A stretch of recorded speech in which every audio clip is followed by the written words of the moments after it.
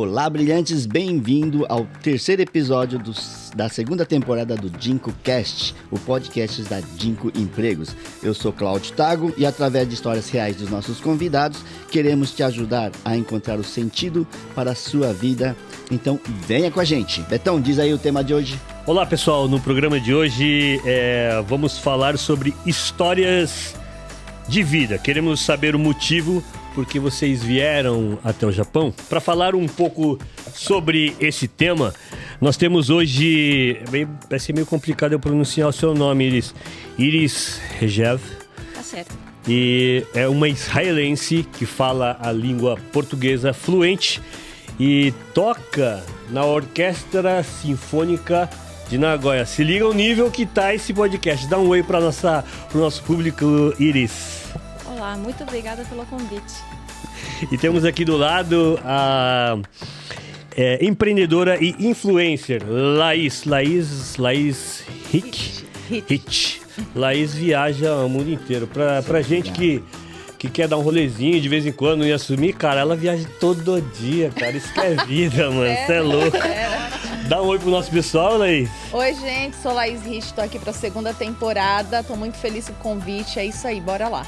Obrigado por ter aceito. Obrigada. Então, vamos que vamos. Solta a vinheta, pessoal.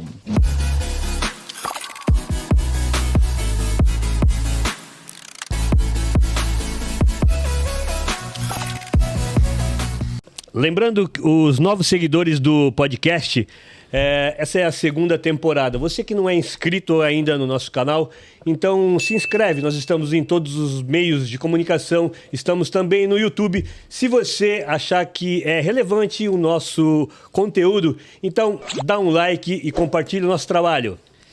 E eu quero saber o que nós teremos para comer hoje, Betão. Olha só. Caraca, esse menu aqui, ô boss, não tem nada de fitness na parada. Olha só, Laís. Ela tá... Eu Olha o tamanho do aproveitei meu a bolo, deixa. tio. Já vai falar da comida, já é agora mesmo. Já vamos Caraca, pegar... fala um pouco desse sabor aí, Laís. Cara, é um bolo de abacaxi, que é coco, abacaxi. Coco com abacaxi, maravilhoso. Nossa. O que é isso? Fala sério. O pessoal da Chocoreto, lá de Hamamatsu, enviou esses doces, essas fatias de bolos. Fatia de felicidade de abacaxi com coco. Tô feliz. E Não, ali na frente nós temos bombons de uva e ferreiro. Olha lá, Laís, ó, todo nosso, hein? Ô, Dai, você ia acreditar nesse podcast. Um abraço para Taylor e toda a família Chocoreto que trabalham junto desde 2012, fazendo doces lá no Brasil e continuam aqui no Japão. Lembrando, Betão, que ela que fez os nossos doces de comemoração de 1 ano. Ah, foi ela? É maravilhoso. Tá muito bom esse bolo. Quem quiser provar essas delícias, pode encomendar no Instagram da Chocoreto. Iris, lá em Israel, come muito doce? Come sim, come de tudo muito. A gente costuma comer muito pão doce, muita fruta e fruta seca também. Ah, é? Então, fiquem à vontade, podem comer. Obrigada. A Iris toda fina aqui, ó. Ela pega um pedacinho, eu já tô na metade do... Bom, e hoje nós queremos descobrir o que moveu, né, vocês duas a virem até o Japão, outro lado do mundo, outra língua, cultura completamente diferente para, não diria recomeçar, mas, né, vocês explorar esse novo país. O que moveu vocês a virem para cá? Cara, tenho muita pergunta para fazer fora desse... Como eu fui parar aqui, Isso. foi o seguinte, eu sempre gostava de viajar para o exterior. E sou de Israel, mas já com 17 anos eu saí de Israel sozinha e fui para os Estados Unidos fazer faculdade em Nova York. E aos 20 e poucos anos, depois que eu me formei, eu trabalhava num navio de cruzeiros. E foi assim que eu conheci o Brasil. E foi um amor à primeira vista. Eu me apaixonei completamente para o Brasil. Eu consegui um emprego e mudei para São Paulo.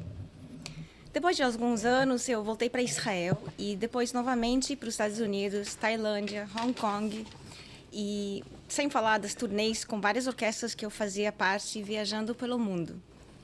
Enfim, era muita viagem mesmo. Numa dessas viagens com a Orquestra Filarmônica de Israel, eu cheguei no Japão e logo de primeira eu senti que era um lugar fascinante, extraordinário. Eu nunca tinha visto uma sociedade que funcionava tão bem em harmonia tantas pessoas convivendo junto num lugar tão denso e sem briga. Para israelense isso é estranho. Normal. Todo mundo educado, as ruas limpas, os trens chegam no horário, todos falam baixo, respeitam um outro e todo mundo faz o máximo de esforço no trabalho. Então, para mim parecia uma utopia. Então, quando abriu uma vaga aqui para a Orquestra Sinfônica de Nagoya, eu aproveitei a oportunidade, fiz o teste, fui aprovada e estou aqui. No caso, Iris, deixa eu já te fazer uma pergunta já. A gente sabe que Israel ali é um local onde tem muito deserto, não é?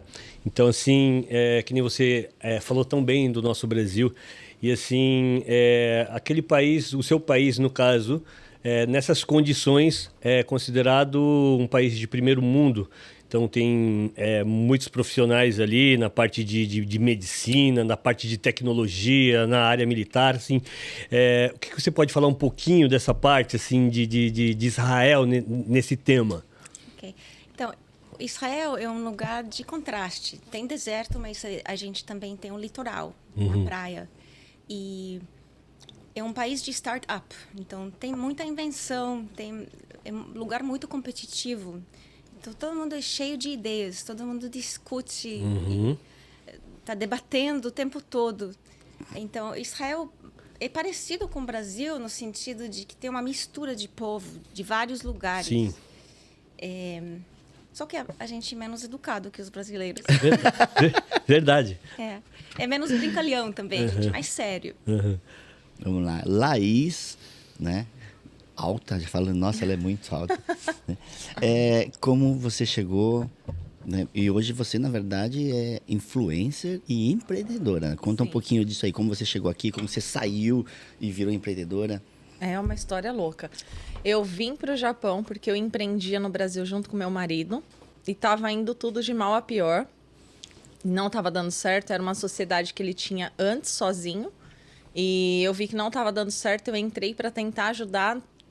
Estava muito ruim, não tinha conserto e a gente pedia muito empréstimo para os pais. Então, a todo momento era o pai me empresta. Patrocínio. Era patrocínio todo momento. E pai, por mais que empreste dinheiro pra gente, ele empresta jogando na cara, né?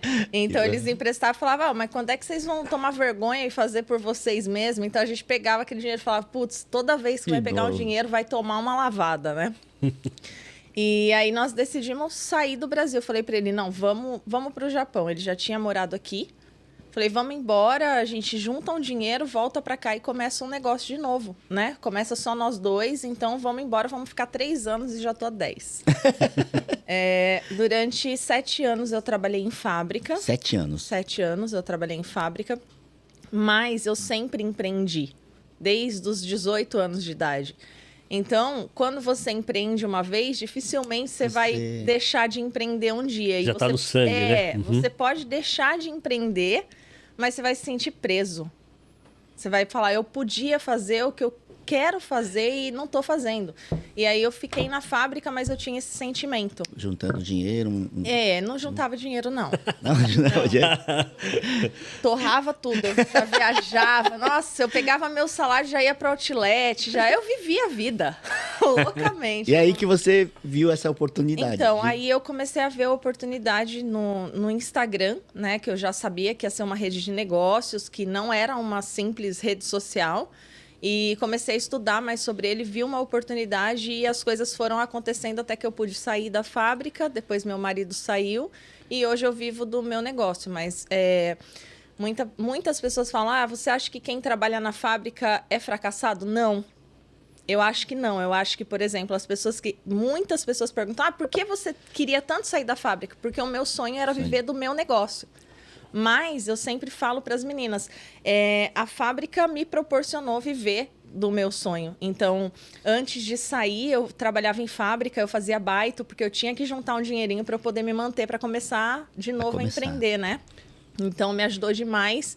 E eu vejo a fábrica como uma grande oportunidade. Muitas pessoas falam, ah, a Laís saiu da fábrica, ela venceu na vida. Não, quem trabalha na fábrica também vence na vida. Porque cada um tem um sonho e um objetivo diferente. E nós falamos, né, na primeira temporada. Na verdade, não é vergonhoso você trabalhar no chão de fábrica. Claro que não. Você tem que descobrir, nessa caminhada, qual que é o seu objetivo. E em algum momento, você tem que arriscar. Sim. Né? Muita coragem. Você saber precisa de o momento coragem. certo de deixar a fábrica e deixar essa segurança e saber qual é o momento. Eu não tive certeza nesse momento que eu deixei a fábrica. Primeiro ganho de dinheiro que eu tive, que era equivalente ao que eu ganhava na fábrica, eu já olhei pro Beto e falei, vou pedir as contas hoje. Ele falou, o quê? Eu falei, Acordei, bom dia, cheguei na fábrica, vou pedir as contas. Depois de muitos anos lá dentro. Eles, o que você vai fazer? Vou trabalhar com a internet. Os japoneses falavam, yabai. Eu vou. E até hoje eu acho que é visto dessa forma, né? Você fala, eu vou trabalhar com a internet, e fala, vai dar errado, vai... Né? Sim. Mas eu acredito que as pessoas não deviam ter medo de dar errado, né? Não. Se der, você volta. Isso que eu falo, mas por que as pessoas têm tanto medo de tentar alguma coisa que elas querem? O máximo que pode acontecer é ela voltar para onde ela saiu. Então, não tem por que ter medo. Né? Ela tem que tentar fazer o que quer, o que gosta. Eu não era feliz, por exemplo, sendo mandada. Então, tá, eu queria ter a liberdade de viajar, de fazer minhas coisas, mas deu medo. Então Nossa. você não queria tocar em orquestra, porque tem essa anda o tempo todo. Não daria certo. Não dá baixo, fala mais. No caso, né, Iris, no caso, assim, para imigrante, por exemplo, para a gente também é tudo imigrante, mas você acha que o Japão é um país difícil para se viver como imigrante? O que você sentiu, assim, de dificuldade quando você veio para o Japão? Então, o óbvio é a questão da idioma. Infelizmente, eu não falo muito bem japonês, sou o mínimo para me virar no dia a dia. Mas também eu sou violoncelista clássica, então já tem pouca vaga na minha profissão. Sim. E quando abre uma vaga, tem no concurso, a maioria dos candidatos são japoneses. Então, na minha orquestra, que tem 80 pessoas fixas, eram só 3 estrangeiros. E hoje comigo são 4. Nossa. E fora isso, tem também a questão da cultura, que é muito diferente aqui. E, assim, eu sou israelense, eu venho de uma cultura muito direta. E a gente cria intimidade de imediato, normalmente. E os israelenses têm muito orgulho pelo fato de falar a verdade na cara. A gente tem uma palavra para isso. A gente fala dugri. Dugri quer dizer falar uma coisa mesmo... Papo reto, né? Sim, falando na cara. Sim. E as pessoas também são muito carinhosas. Todo mundo abraça, dá beijo... As pessoas riem de boca aberta, mostra alegria, tristeza, raiva, inveja, decepção. Tudo a gente mostra. E aqui, né, vocês sabem, é o contrário. As pessoas também não escondem a própria opinião e mantêm a distância emocional e física. Postura, né? Postura, também, assim, o motivo de dar risada é diferente. Aqui, sim. Muita gente, às vezes, as pessoas riem no final da frase e eu não entendo qual era a piada. Não é? Então, eu me demorei para decifrar o significado das palavras que eles fazem, o comportamento dos japoneses. Mas para você chegar a tocar numa orquestra sinfônica, é uma caminhada, né? Não é num curso online, não, né? Não dá para... Eu toco violoncelo desde os meus 7 anos. 7 anos. Então, me preparei a vida toda. E você acredita, assim, que isso é um dom, tipo, tocar instrumento? Eu, Tago, a gente não toca nada. Só um batuquinho, não. Isso é um dom ou você acha que, por exemplo, a gente que não toca nada, de repente, se a gente estudar, se dedicar, a gente consegue tocar alguma coisa? Acho que o dom talvez seja 10%. E os 90% é o bumbum, é poder sentar e estudar. Acho que é disciplina e... Disciplina. Temos condições ainda, hein, mas... Mas assim, Laís, quando você saiu da fábrica, eu acredito que você sofreu muito com relação até aos próprios brasileiros, né? Ah, cara, não trabalha em fábrica. Eu acho que o influencer, até você ser considerado um influencer, demora uma caminhadinha ali, né? Demora. Quando eu saí da fábrica, eu tive... Foi quando... Foi a maior visualização da história do meu Instagram. Sério? Eu nunca tive tanta visualização no meu Instagram, nem quando eu sofri acidente, quase morri, nem ali eu tive tanta visualização. Acho que foi muito brasileiro assistindo os stories. Eu lembro até hoje que deram mais de 10 mil visualizações. Isso é muita gente. Caramba. E eu recebi muitas mensagens de apoio, mas eu recebi muitas mensagens falando: vai dar 2 meses e você vai voltar para a fábrica. Vai acabar seu seguro, você vai quebrar a cara e vai voltar para a fábrica. Mas, no geral, eu tive mais apoio. E são muitas mulheres que me assistem e falam que elas têm o sonho de empreender, de viver por conta, de ter uma qualidade de vida diferente aqui. Então, é difícil você lidar com a comunidade brasileira. Sem influenciadora, você tá ali na frente, né? Então, não é fácil, mas eu acho que eu tenho muito mais apoio do que crítica. E eu... No começo, até eu aprender a lidar com as críticas, foi difícil. Depois eu fui trabalhando, fui aprendendo, fui fazendo terapia. Então, sempre quando tem uma crítica, eu nunca vou focar naquela crítica. Eu sempre foco na quantidade de pessoas que me apoiam e as críticas, elas ficam praticamente insignificantes e a gente consegue tocar. Quando nós lançamos a primeira temporada, então, assim, muita gente apoia, realmente, mas aparecem os famosos haters. Sim. E aquilo é para passar uma rasteira. Sim. O seu psicológico, ele fica bem ruim, né? Então, o psicológico, a gente que trabalha, que leva realmente a internet como um trabalho, é uma coisa bem estranha. No começo, isso te abala. Mas depois, eu falo isso, as pessoas não acreditam e é real. É como se você criasse um casco. Então, esse tipo de coisa não afeta mais. Você lê e fala, eu vou seguir meu dia, sabe?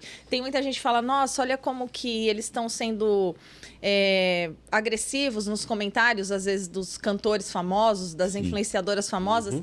Mas a verdade é que por que elas continuam aparecendo ali bem e aquilo não afeta? Porque chega uma hora que já não te afeta mais.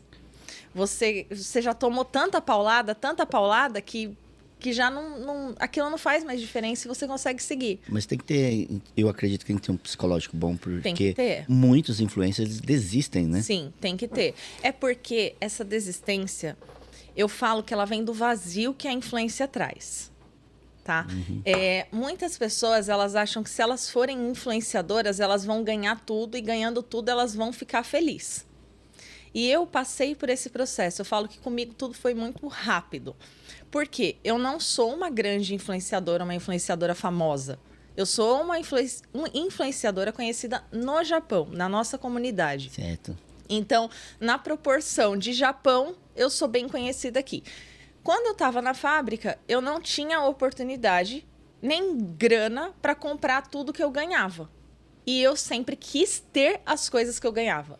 Então, esse vazio, ele começa a nascer quando você começa a ganhar tudo.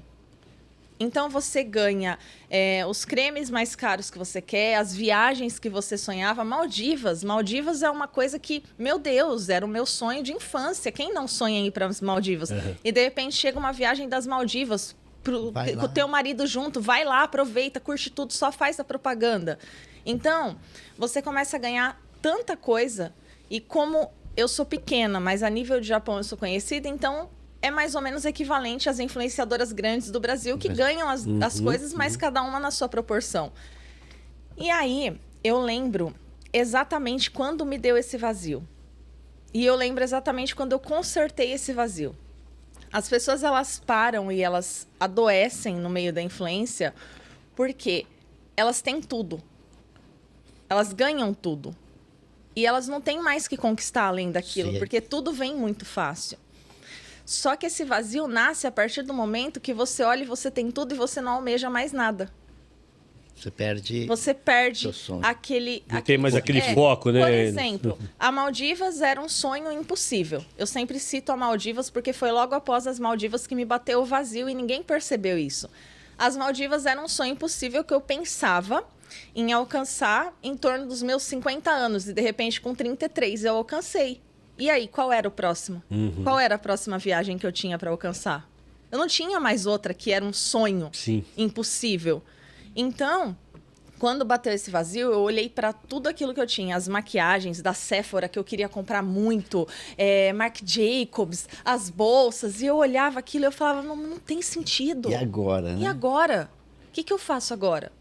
E eu lembro que isso é uma coisa que eu falo muito para as meninas. Eu sentei no chão do meu banheiro, eu olhei tudo aquilo e eu falei, eu não tô feliz. Isso não tem sentido. Eu ganhar produto, divulgar o que eu tô mudando na vida dessas pessoas. Tudo bem, eu tô ajudando elas a ficar com a pele melhor, eu tô ajudando elas a se vestir melhor, ok. Mas não são essas coisas que vão mudar a vida da pessoa. Sim. E aí eu comecei a pensar no que eu podia fazer para mudar a vida das pessoas. Esse propósito começa a ficar mais claro. Né? E aí eu achei o propósito que eu falo, né? E o propósito foi, eu comecei a trabalhar com conteúdos motivacionais, onde eu inspirava mulheres a não desistir dos sonhos delas.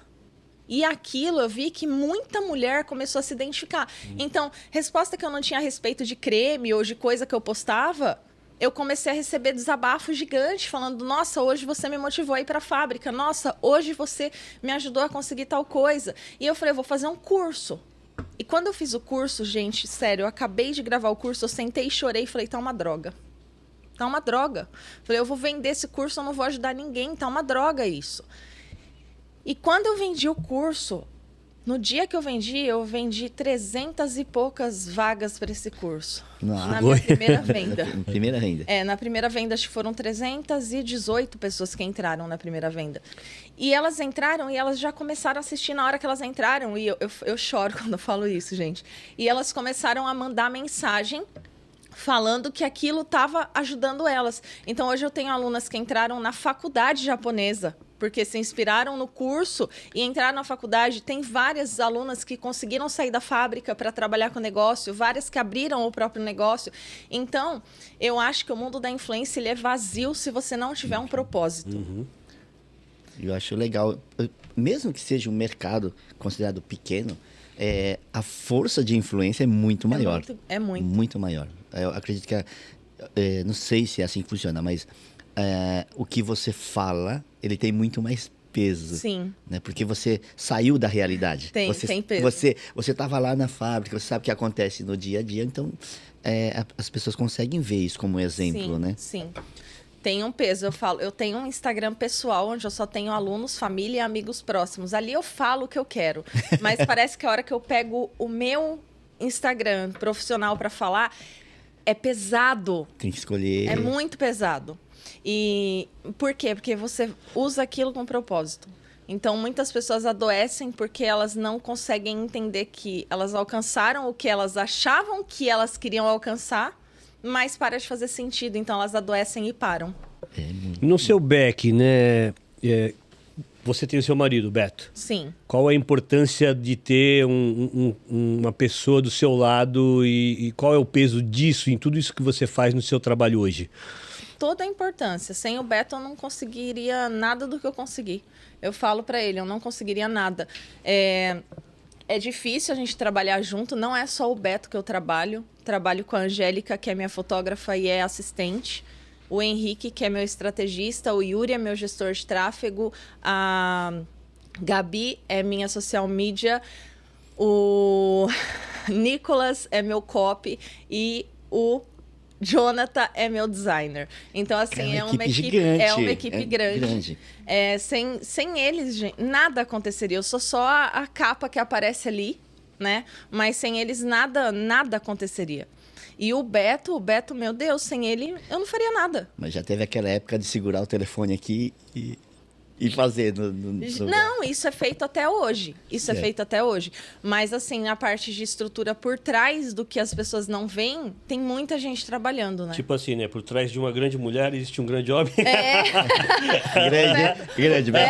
Ele me leva para todo lugar e ele que comanda tudo com a Angélica, porque a Angélica, ela cuida de tudo, da parte de agenda, de compromisso, de tudo que ela vai agendando, e o Beto tá sempre ali com ela, fora que o Beto cuida das finanças, da administração da loja de óculos também, da Hit Sunglass. Então, sem o Beto, nada aconteceria. Nossa, é muito louco. Legal. Né? Mas nem tudo é sofrido, né? Nós temos aí alguns episódios que devem ser engraçados.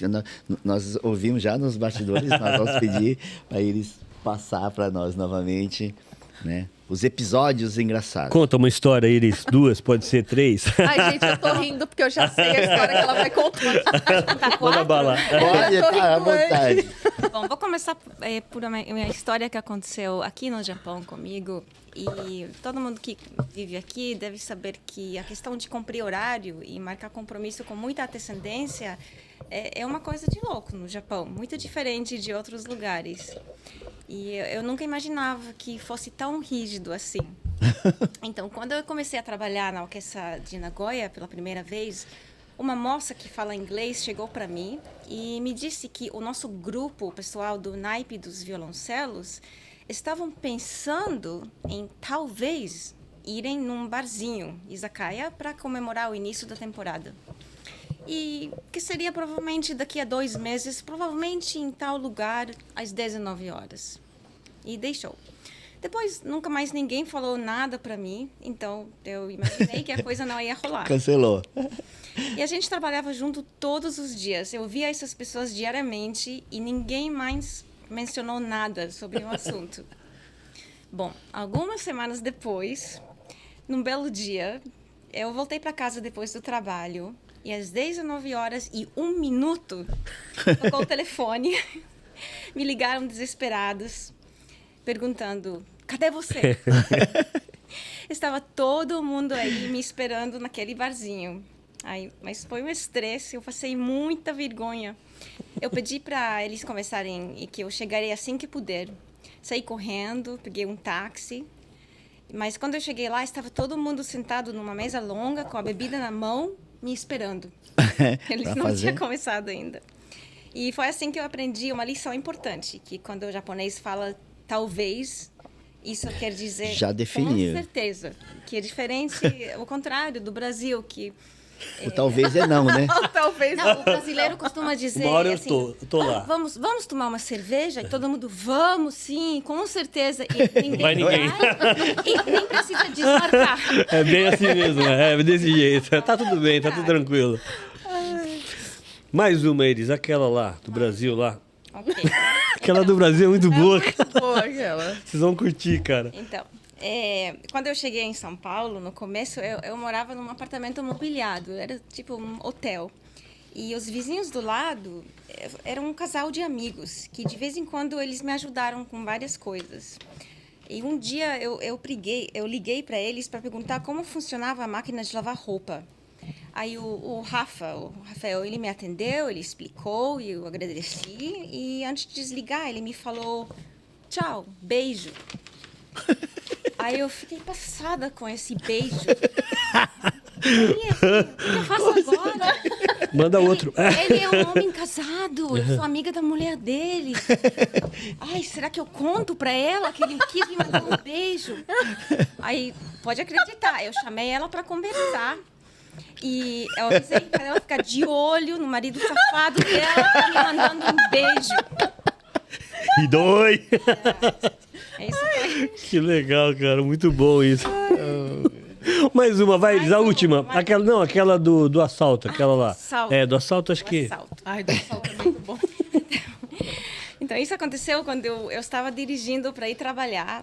Logo no início, na época que eu me mudei para São Paulo. Comprei um carro e dirigi para a Sala São Paulo, que é Praça Júlio Prestes. Não é o melhor lugar de São Paulo. Aí chegou um assaltante. O sinal fechou e o assaltante chegou para mim.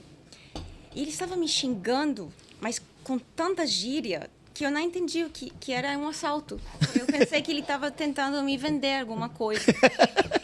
Então, eu sorri para ele e falei: não, obrigada, eu já participei.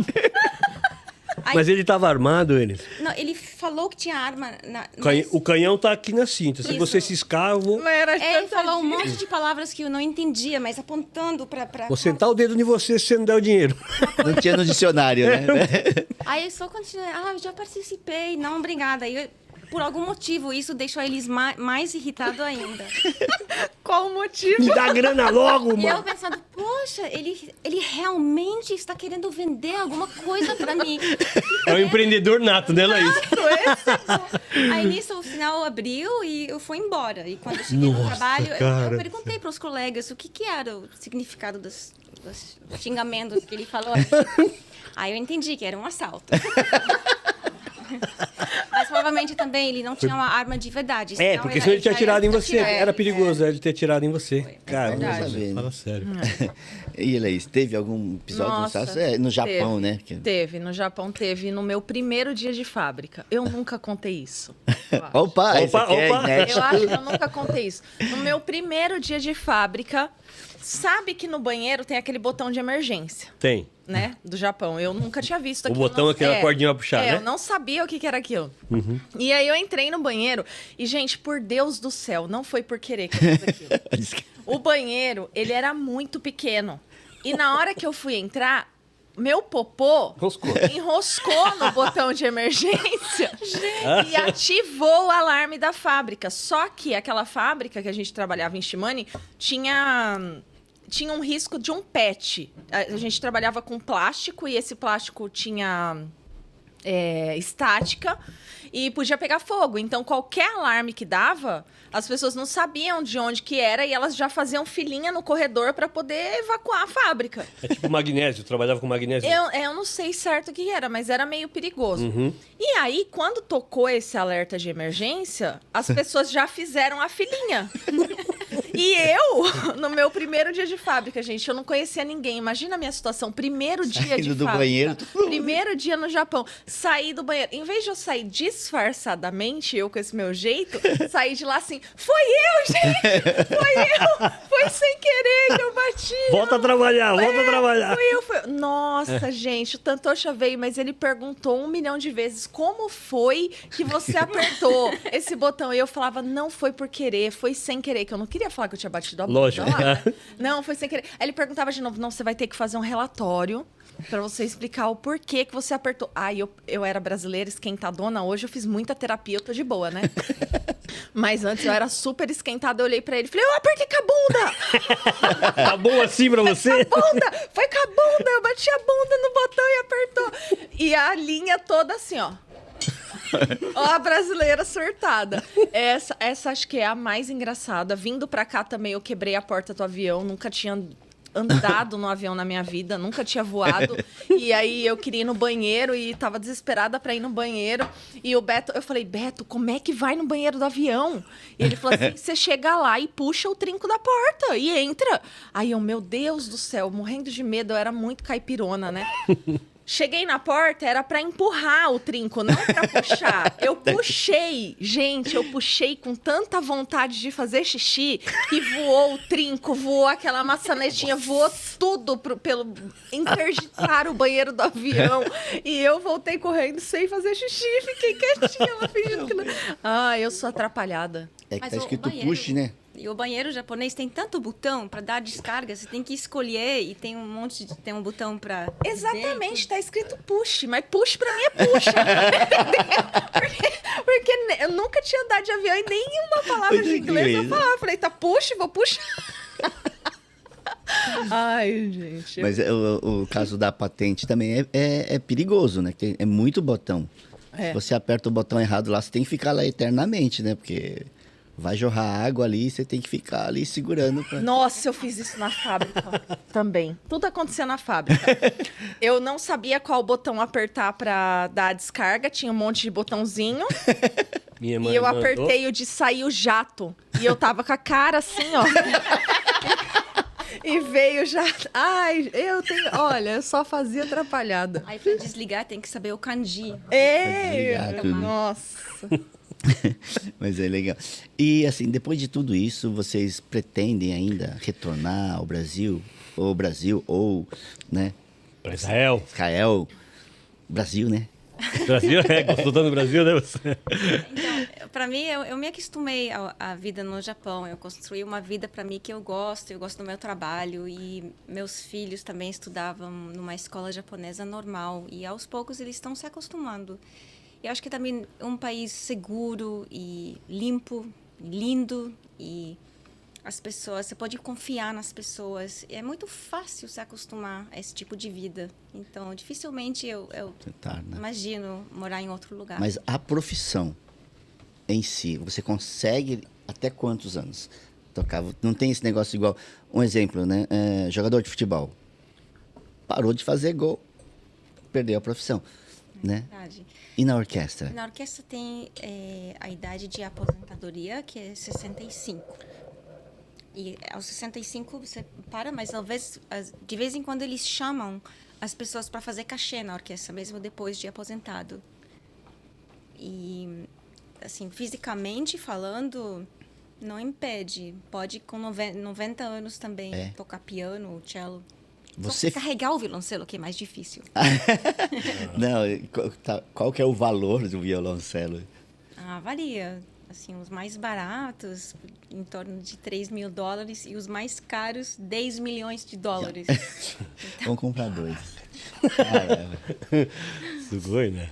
Mas, assim, você se torna uma veterana quando? Quando você sabe, agora eu sei tocar, agora eu sou...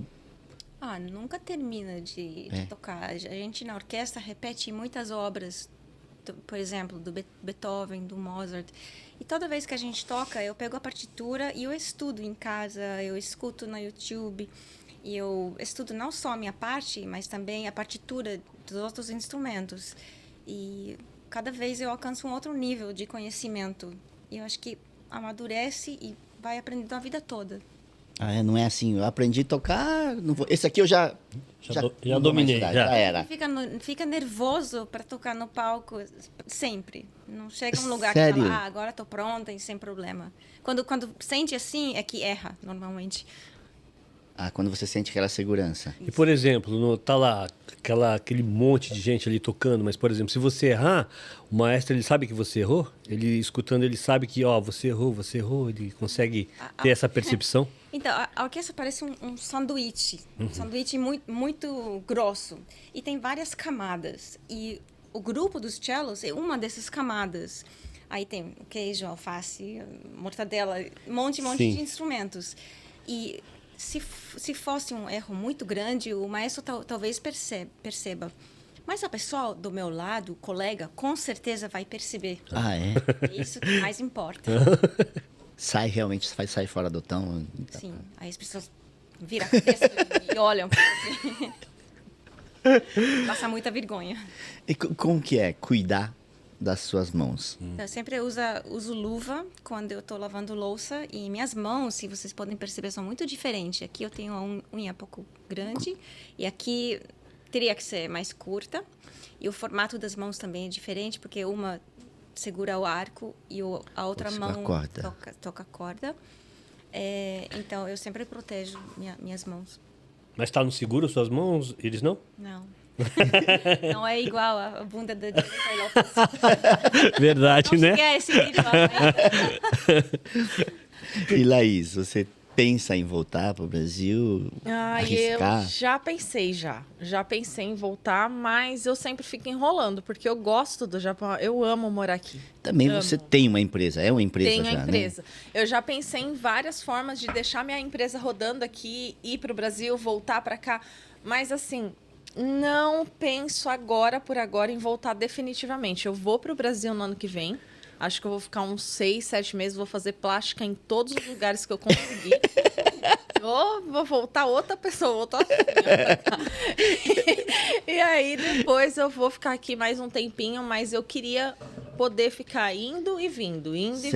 Mas sair daqui para morar em outro país, sendo Brasil, eu acho que não.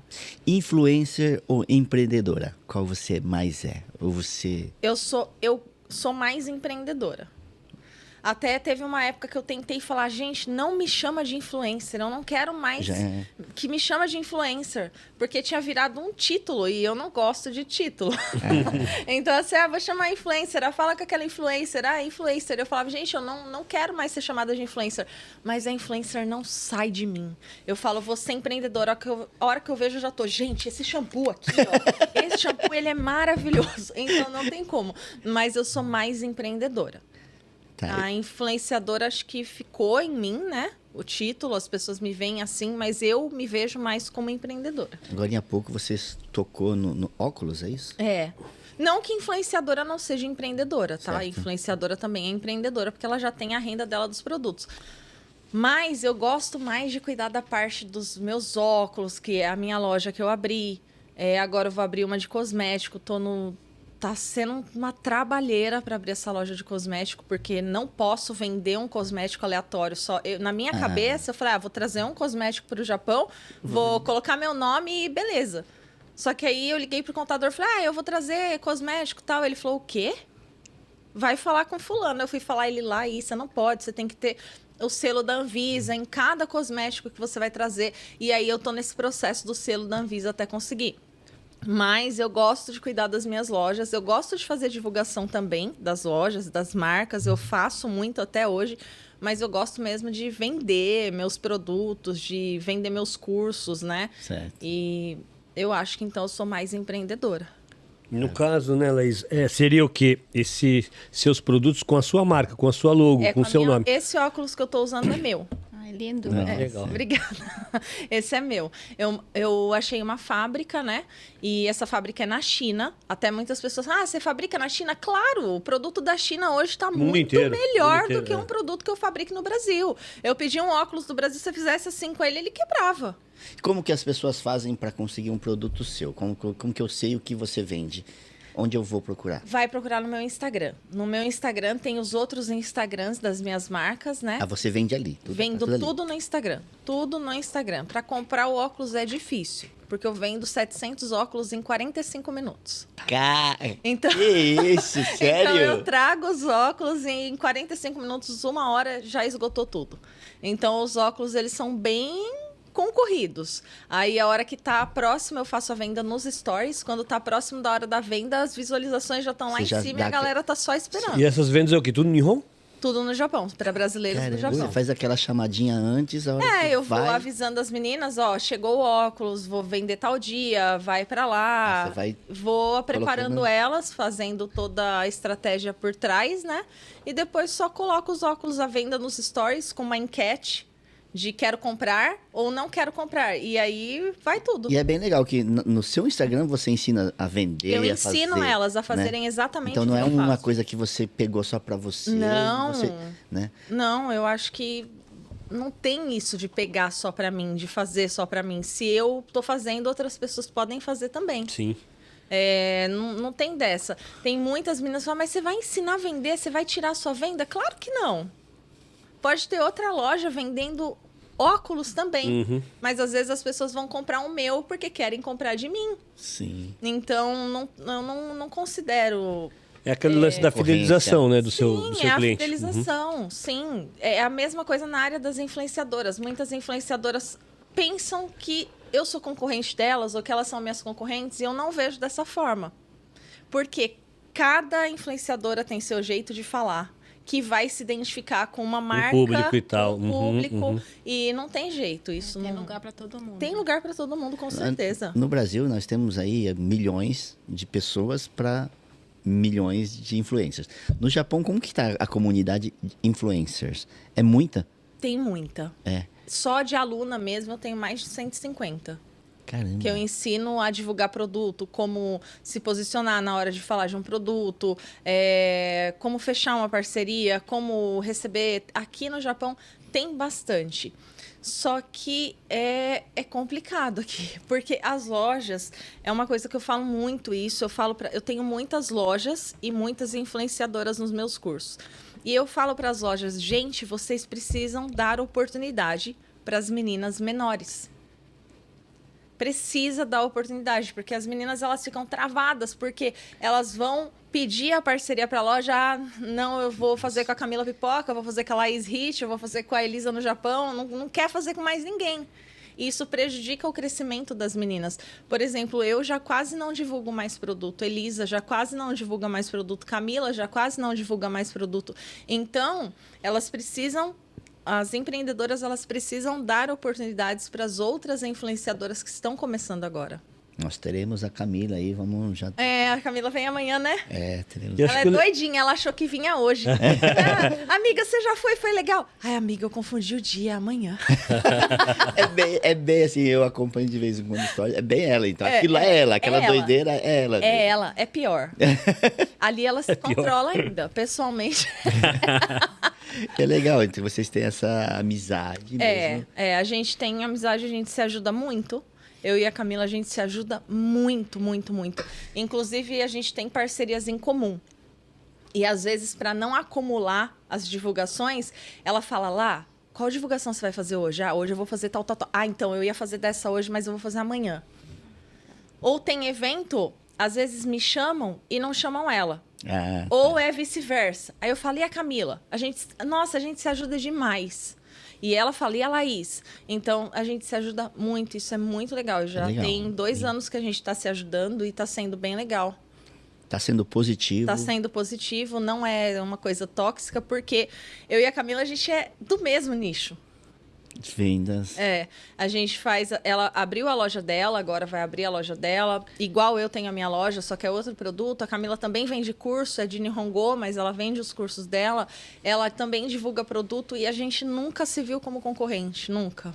Nossa, Sempre uma apoiou a outra. Bem E o bacana. legal desses cursos é que, tipo, por exemplo, a pessoa que compra o seu curso, de repente ela vai aprender e não vai errar o que você errou. Então a pessoa acaba Exatamente ensinando isso, né, para as pessoas. É exatamente isso. Eu falo que eu ensino ali todos os meus erros. Todos os meus erros. Tudo que eu fiz de burrada é o que tem ali no meu curso. Porque você acha muita informação no Google. Tem vou comprar curso online, essas informações tem no Google. Tem, realmente tem. Mas elas são todas perdidas. Não é uma Também sequência. muito um método. fora da realidade. Fora do da nosso realidade daqui, Japão, do né? Japão. Então, o que eu ensino nos meus cursos é a realidade de uma influenciadora e de uma empreendedora brasileira no No Japão. Japão. E aí eu ensino todas as cagadas que eu fiz. Gente, eu fiz muita burrada. Eu fiz muita burrada. E aí eu fui aprendendo todas, até a parte de crítica. Eu ensino elas a como lidar. Tudo, porque eu era descontrolada. Quando eu comecei, alguém falava, pra mim, eu abri uma live. Você tá achando que você é quem? Hoje já não faço mais isso. Hoje já criticou, já tô, gente, vamos trabalhar, tem muita coisa para fazer, vamos focar. E eu ensino tudo isso para elas. Iris, você toca na orquestra, então é um estilo de música. É música erudita, música clássica. Você só gosta disso? Nos seus tempos livres, você não toca um rock? Tocar, eu só toco música clássica porque é a única coisa que eu sei fazer. Mas para escutar, eu adoro jazz. Eu vou muitas vezes em barzinhos que tocam música ao vivo aqui em Nagoya. E também gosto muito de bossa nova e MPB. Eu tenho uma coleção de CDs que eu escuto em casa. Tá. Mas então, assim, não é muito fora do estilo, por exemplo. Um rock, nada a ver. O funk, sabe? Nossa, acho que o funk aí o dela explode. Aí, assim, um pouquinho Poluição difícil para os meus ouvidos, né? Para os meus ouvidos, assim, um pouco difícil. Sem chance. É aquela, assim, é música considerada, assim, de repente, de qualidade. Sim. Hoje é muito dividido, né? Quem gosta do funk e quem não gosta do funk. Quem gosta do rock, não gosta do rock. Mas a música também de funk, de rock, tem a função dela em festa, para dançar. Tem um momento de sentar no sofá e só focar na música e escutar. Aí tem uma música que eu gosto de assistir, mas, claro, numa festa ou com muita gente, ou num parque, um concerto ao livre, isso também tem valor, claro. Você acha que está tendo um afastamento do público de músicas assim mais clássicas? Olha, Porque a música ela vai mudando, né, com o tempo. vai mudando, mas, olha, a música clássica sempre foi direcionada para um público mais velho. Não adianta, as orquestras sempre têm reuniões para tentar chamar as pessoas mais jovens. E depois não adianta, depois de muito esforço, a gente consegue os de 60 anos em vez de 80 anos. Mas os jovens mesmo não se interessam pela música clássica, em geral. Aqui no Japão até é um pouco melhor. Tem um público grande para música clássica e muita gente também toca um instrumento como hobby no tempo livre. Mas a capacidade de sentar parado numa sala sem se mexer, sem fazer barulho e ficar quieto durante 2 horas é uma coisa que acontece com a idade. Então é normal em todo o país. O público de música clássica geralmente é da terceira idade. E eu imaginava assim que tipo um concerto assim de música clássica para mim é uma coisa assim que é muito caro. Quanto custa, por exemplo, uma entrada para a gente poder assistir uma sinfonia dessa, sei lá como que fala? E outra coisa que eu acho que talvez bastante gente vai querer saber, por exemplo, se eu for de uma Baby Lucas igual do patrão, tipo uma calça jeans, eu posso ir dessa maneira? Eu posso assim? Pode ficar à vontade e não é caro. Não é caro? Em torno de 2.000 ienes. Nossa, sério. Não acredito. É barato. Pra mim eram uns 20, Gente, 30 eu mil, nunca alguma fui, coisa. porque eu achei que eram uns 30, 40 mil. Não, então você fala comigo que eu te entrego os De ingressos. verdade. Verdade. Eu vou. E pode ir à vontade com camiseta, pode até de bermuda no verão, mas a maioria das pessoas vão de calça, mas não tem muita regra. Tá. E como eu vou aproveitar melhor? Eu vou lá, nunca ouvi. Né? Eu vou lá, como que eu vou conseguir aproveitar melhor? É igual qualquer música que você gosta, mais você ouve, mais você vai curtir. Então, eu recomendaria, antes de ir ao concerto, se informar qual é o programa, qual é a sinfonia, vamos supor, de Beethoven que vai tocar. Aí você bota no YouTube, escuta uma vez, 2 vezes. Aí, quando chegar na sala de concertos, você vai reconhecer. Isso vai aumentar seu prazer. Então, toda vez que você vai participar de um concerto, existe já uma partitura, o que vocês vão tocar, então. Isso, tem uma preparação e os concertos são decididos com 2 ou 3 anos de antecedência. Que é pouco porque, por exemplo, nos Estados Unidos e Los Angeles, quando eles decidem a temporada, é com 10 anos de antecedência. Nossa! A gente já sabe quais são as peças que a gente vai tocar, qual é o maestro, de qual país ele vai vir, qual instrumento vai precisar, porque varia de peça para peça. E a gente recebe a partitura alguns meses antes e cada um faz o estudo pessoal em casa. Quando chega todo mundo se juntando, você já terminou o preparo em casa e já começa a ensaiar todo mundo junto. Que bom que ela me falou que pode... Postura. Senão eu ia com vestido de gala. Aquele penteado nos cabelos, ia passar vergonha. Iris, postura, né? Tipo, eu vou lá... um ignorante falando pra você, tá? Eu vou lá, sento, eu posso comprar um balde de pipoca, posso comer pipoca, um cachorro quente ou não. É tipo que nem você falou, né? Tem que ter uma postura, quietinho. Então, a vida no Japão tem muita regra. Então, em outros países, você pode até beber água durante a apresentação, ler o programa, ficar com a perna cruzada, falar alguma coisa para o seu vizinho, mas Japão é o país das regras. Então, não pode gravar, não pode tirar foto, não pode fazer barulho, pode dormir, mas não pode se mexer demais. Então, pipoca também não pode pipoca. Não pode. E perna cruzada não pode? Não é que não pode, mas as pessoas não fazem. É considerado. Nossa, sugoi, né? E aquele cara, o maestro, aquilo lá tem significado mesmo? Se o cara chegar doidão lá, bagunça tudo. Olha, sempre me perguntam isso, o que ele faz de fato? Porque tem as partituras, né? Então vocês seguem aquele movimento dele? Não? Segue mesmo. E ele é a pessoa mais importante do concerto. Verdade. Ele que determina se O cara não toca nada. Se vai ser um sucesso ou terrível. Sério? Ele que interpreta a partitura. A partitura é tipo uma receita. Você recebe os ingredientes desse bolo.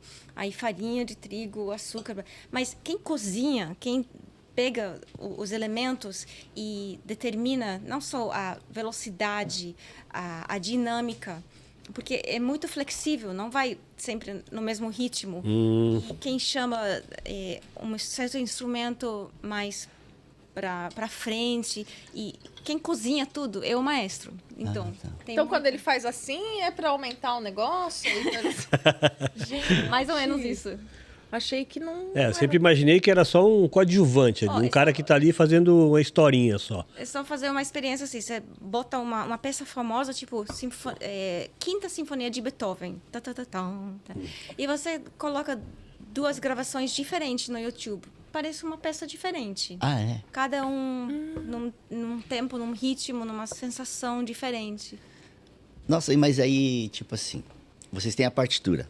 A partitura, ela já tá dando uma velocidade, já tá dando uma altura. Aí chega um doidão lá, mexe tudo, e vocês têm que acompanhar o doidão lá. Tem que acompanhar, tem muita variação. e tem maestro que é tão empolgado e pede tanto da orquestra que eu já cheguei a quebrar o meu arco no palco. Nossa. Tem um maestro muito famoso da Venezuela chamado Gustavo Dudamel. É um dos mais... Porque eles ficam até descabelados, né? Eles acho que o bicho fica até tudo descabelado. Cabeludo. E eu estava tocando com ele na Filarmônica de Israel, uma sinfonia de Mahler, e ele estava pedindo mais som, e mais para frente, e mais empolgado, e ele estava pulando lá no pódio. E eu dei o meu máximo, aí ele pediu mais. Ai, eu toquei assim com tudo. Não dá mais, plá, você quebrou o força negócio. que eu tinha no cello e o arco quebrou. Nossa. Então isso também acontece. A gente quebra a corda também, e tem que sair do palco para trocar a corda. E aí, Também. quebra o negócio, quebra a coisa, você fala, peraí, tipo, eu Tô vou saindo. sair. E aí? Aí depende, se for uma pessoa importante na orquestra, que está sentada muito perto do maestro, aí o músico atrás empresta seu instrumento para ele. Aí o cara atrás dele dá o violino dele para ele. Aí vai, tipo, um dominó, um atrás do outro. E vai passando por outro. Aí o último sai do palco devagarinho Nossa, que e louco. troca a corda. Nossa, isso já é uma regra. Então ali o posicionamento das pessoas já está definido, quem vai na frente, quem vai para trás. Isso a gente, quando faz o concurso para a vaga de orquestra, faz o teste específico para o lugar que vai sentar. Sério? Isso, mas tem tipo 2 ou 4 pessoas que ficam sempre na frente, revezando entre si. Aí tem o soldado normal, que é atrás, que também tem revezamento. Então a gente sempre senta num lugar diferente, mas tem uma hierarquia muito clara. E o maestro está em cima nessa hierarquia. Nossa. Interessante, né? Deus e depois eu, maestro. Laís, dá para entrar no mundo desse ainda? Dá. Não vai dar, Laís, pra você Vamos fazer uma assistir live primeiro. lá, sabe? Mas Tipo eu ali na juro. orquestra. Ô, tô aqui na Orquestra eu Sinfônica de Nagoya. eu sou caipirona ainda. Principalmente com esse negócio de roupa. Tem muito evento pra ir, eu encontro a Érica em vários eventos. Eu falo, Érica, tá bom minha roupa? Eu já falei, Érica, tá certo aqui a roupa. Eu sou muito ainda, eu não sei. Eu falava, gente, pra eu ir numa orquestra deve ser uns 50, 40 mil. Eu tenho que ir a com roupa ideia é de que gala, imaginava isso penteado, aí, maquiagem. O Beto deve ter que ir de terno. E aí eu nunca fui. Falei, não, vou gastar 100 conto pra eu ir numa orquestra. Sem chance. Né? Pode ir, olha, pode cruzar a perna, não tem problema. Eu já chamei amigas brasileiras para assistir o concerto e eles ficaram gravando, apesar que é proibido. Aí os atendentes correm para lá, você vê um monte de atendente correndo de todos os lados, você sabe que tem um brasileiro na plateia. Eu vou ter Aí eles Não fazem um gravem. X com os braços. Eu vou Laís vai esconder tá aqui na gola, vou ficar aqui com uma aberturinha no botão ali. Uma GoProzinha. É, uma aqui. GoProzinha embutida. Que Mas legal. eu quero ir. Quando é a próxima? Olha eu fazendo podcast. Mas eu te falo quando tem um. Ai, tá bom. Comentado. Obrigada. Érica, vou colocar lá, né, Érica? Lá nos comentários, não, na descrição lá, os dias, preço e tal. Aí você passa pra Érica, tá? E a gente Faço. quer conhecer como que é isso, essa experiência. Combinado. Uma dica para quem está querendo viajar, né? As duas viajaram o mundo inteiro, né? Que dica vocês dariam aí para um brasileiro falar, vou fazer minha mala e vou sair pro mundo? Olha, um problema que eu vejo muito, assim, eu sempre viajei mesmo antes de ter as parcerias, né? Desde quando eu estava na fábrica, eu já viajava para fora. Eu e o Beto, a gente nunca parou quieto. Mas uma dica que eu dou para quem quer viajar é não ficar arrumando desculpa e nem pretexto. Porque muita gente fala assim, eu quero viajar, mas agora não dá. Eu quero viajar, nossa, mas se eu for para tal país é caro. Quer viajar? Realmente você quer viajar? que nem falam, mete o louco e Só vai. vai. Só Vai, porque se você ficar pensando muito, planejando muito, vendo muita parte negativa de uma viagem, você não vai conseguir fazer nunca. Então, quer viajar? Faz uma poupança para viagem. Se você não é uma pessoa que se policia para fazer uma poupança sozinha só para viagem, você vai mexer, já vai numa agência de viagem, compra um pacote, parcela aquele pacote para você ir viajar. Não adianta ficar Já dá pra esperando. fazer isso? Vai Dá. pagando por mês. Dá. A minha parceira mesmo, não vou falar, porque senão eu vou ficar fazendo propaganda aqui. Mas eles fazem pacotes parcelados para brasileiros e pode pagar até 10, 5 meses antes de fazer a viagem. Então, você vai pagar, sei lá, 30, 40 mil por mês ali. É um esforço que você faz para pagar. Mas é um esforço que compensa depois e você já vai com a viagem paga. E não fica esperando, gente. Sério mesmo, não fica esperando o momento certo de ir viajar, porque não vai chegar. É igual o momento certo de casar, de ter filho. Não tem o momento certo, tem que ir fazer. Eu concordo com ela isso. Eu acho que o mundo é vasto e tem tantas culturas diferentes para conhecer e não adianta ficar planejando demais e esperando, porque não precisa ser uma viagem muito longa ou para um lugar muito longe. Vai tirar proveito de mesmo uma viagem pequena, vai assim expandir seu horizonte e seu mundo. Então, eu recomendo muito. E ajuda muito na sua bagagem, né? Muito. Sua visão pro mundo. Primeira viagem que eu fazia com o Beto, a gente, não tinha grana, gente, pra viajar. Tem muita gente que acha, eu tenho que levar muito dinheiro. Não tem. Passa perrengue, é gostoso. Come ovo, né? Às vezes é legal, a gente tem tanto perrengue de viagem, né? De que a gente não tinha muita grana pra viajar e, tinha que ir ali com aquela grana. E até isso é legal. Ir porque num você supermercado lembra. num país estrangeiro é uma experiência fantástica. Você vê o que as pessoas compram no dia a dia. Sim. Só isso já vale a pena. Muitas viagens, você vai, que nem na Alemanha. A Alemanha foi a primeira viagem que eu fiz na loucura. Nunca tinha ido para a Europa, nunca tinha saído para fora, não falava inglês, o Beto falava um pouquinho. Fomos para lá sem muita grana. A gente comprava comida no mercado, tomava café da manhã, tinha geladeirinha lá, tem o frigobar, a gente tomava café da manhã, só que a gente estipulava, 3 dias da viagem a gente vai tomar café da manhã fora um dia, almoçar outro dia, jantar outro dia num restaurante, e assim a gente ia. Comia nas barraquinhas de rua, se perdia nos trem, a gente se perdeu numa viagem da Alemanha feio. E sem muita grana, não sabia o que fazer, encontramos uma alemã que falava inglês, que já tinha vindo para o Japão, era médica, levou a gente dentro da faculdade de medicina da Alemanha, apresentou pra gente tudo, levou a gente para conhecer toda a cidade de Mainz, então, e a gente não tinha muita grana e foi uma das melhores viagens que a gente fez. E tudo vira recordação, né? Tudo vira uma história. Acaba conhecendo muitas pessoas. Conhece. Em Israel, Iris, minha esposa, ela quer muito conhecer Israel. Então, assim, por conta da crença que a gente tem, então, assim, ela quer muito conhecer Israel, assim. Você acha que seria, assim... Às vezes eu fico um pouco meio receoso, sabe? Do lance de guerra, daqueles malucos lá jogando bomba. Então, isso aí eu fico meio assim, sabe? Mas, assim, visitar Israel é uma experiência boa, assim, por exemplo, que você imagina para um brasileiro ir para lá. Israel não fala a língua, ou com o inglês dá para se virar lá. Dá para se virar sim, e tem muitos brasileiros em Israel. Verdade. E não precisa ter medo, é um lugar lindo, um país maravilhoso para visitar. E não precisa ter receio nenhum. Aliás, quando eu contei para os meus amigos israelenses que eu ia me mudar para o Brasil, todo mundo me perguntou, mas você não tem medo? O Brasil é um país tão perigoso, tem a questão do assalto, segurança não é boa ali. Então, cada um tem medo do que é diferente do que conhece. Sim. Mas eu recomendo. Acho que você tem que fazer essa viagem. Israel é uma das próximas viagens que eu quero fazer. Mas é uma viagem especial que eu quero fazer porque eu quero levar minha mãe para Israel. Eu quero viajar só eu e a minha mãe, sem mais ninguém. Já tem um plano aí. Já tem um plano. Até algum tempo atrás eu estava falando pro Beto que eu quero fazer essa viagem com a minha mãe. Se vira, Beto. Vai adorar. Se vira.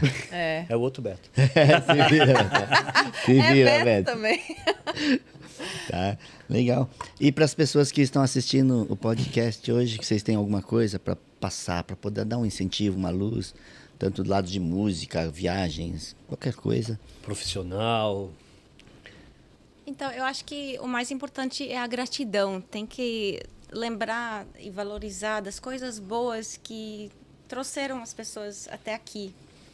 E tem muito lado positivo da nossa vida aqui no Japão. País com comida maravilhosa e pessoas maravilhosas. E sim, tem que separar o lixo, muito categoria. Certinho, né? Se Tem que separar. preencher muito formulário, tem muita regra para tudo. Mas eu acho que se você conseguir alguns amigos de verdade aqui, dá para levar uma vida excelente Muito no Japão. boa. Eu me sinto muito sortuda em ficar aqui. E nós vamos assistir Swordcast. Agora dá para ir, né? É, a gente não pode. agora dá 3 mil, Agora dá pra- dá. Espero vocês. Vou dar um tchau. A gente não pode falar, Iris, vai lá, não pode, né? Daqueles rainha Elizabeth. Vai lá. sei lá. É o que eu brasileiros. sempre, pros brasileiros, é o que eu sempre falo. Acho que a gente veio pra cá com um objetivo. Tem que focar no que quer, ir atrás do que quer, não desanimar, não desistir. É que nem eu falo, aqui no Japão falta uma coisa. E essa coisa, às vezes, faz as pessoas desanimarem. Essa coisa se chama motivação. Às vezes a gente está longe da família, a gente está num país que às vezes não se dá muito bem. Eu amo o Japão, mas eu sei que muitos brasileiros não se sentem tão bem aqui.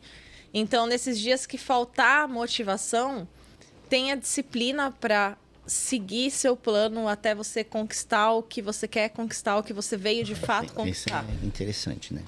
Se você se perdeu no meio do caminho, não tem problema, dá tempo de voltar atrás, não dá para desanimar e correr atrás do que quer. É isso, eu acho que eu tenho para falar. E eu acho que também uma coisa importante aqui é que falta e que eu acho que ajudaria muitas pessoas é a empatia. A empatia, na verdade, ela tá faltando em vários locais do mundo, acho que no mundo todo, né? Só que a gente é uma comunidade pequena e eu vejo que falta muita empatia. E eu acho que isso poderia mudar Pode muita mudar. coisa, né? De repente nós podemos ser até essa ferramenta, né? Para Sim. poder melhorar, Sim. né?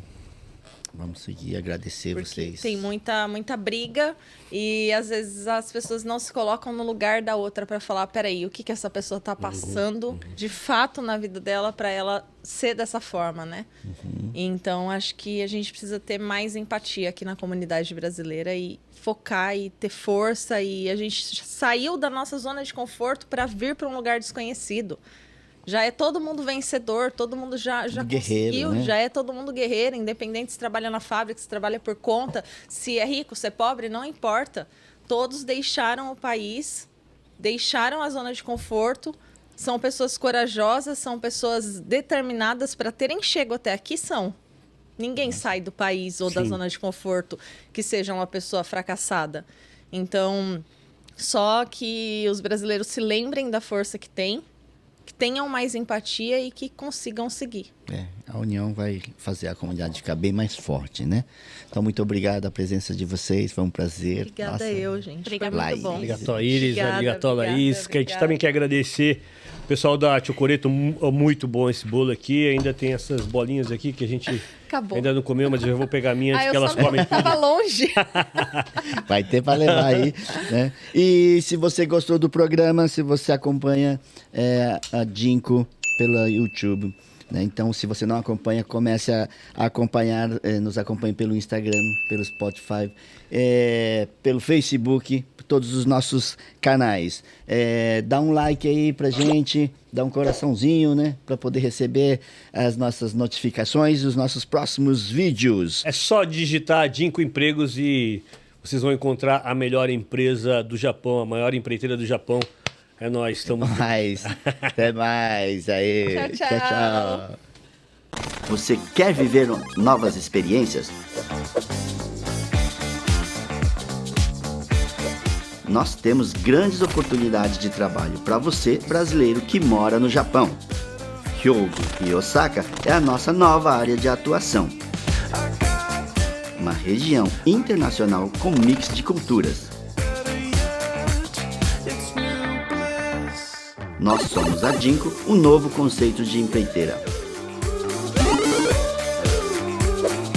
Vem brilhar com a gente!